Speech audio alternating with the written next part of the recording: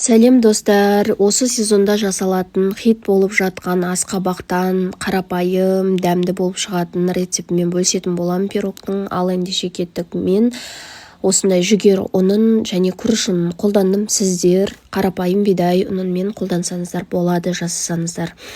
Разрыхителімізді, ванильді сахарымызды және жаңғақты ұнтағымызды қосып алдым мен, дәм беру үшін, түс беру үшін. Сіздер қоспасаңыздар болады, тек қопсытқыш жаңағы разрыхитель қосуға болады. Асқабағымды арнайы суда қайнатып алдым, кішкене қант салып. Сіздер духовкада пісірсеңіздер де болады. Мен екі түрлі вариантты сразу айтып жатырмын. Блендердің көмегімен жақсылап езіп алғаннан кейін мен бір күн бұрын меренговый рулет жасаған болатым. Содан жұмыртқаны сарылары ғана қалып кеткен. Сол сарыларды ғана қосатын боламын. Видеода түсініксіз болып қалмасын сіздерге деп айтып жатырмын. Ал сіздер толыққанды 3 немесе 4 жұмыртқа қолдансаңыздар болады. Қантымызды салып, массамызды жақсылап араластырып аламыз. Екі массаны, ұнмен араласқан массамызды араластырып алып, екеуін қосып жасайтын боламыз. Және сұйық май қосасыздар 2 ас қасықпен.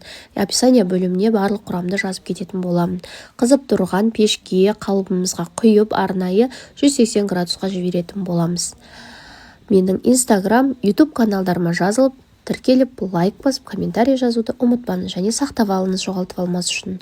Астарыңыз дәмді болсын, өз қалауларынша әрлесеңіздер болады. Мен кокосовый стружковыйлармен әрледім.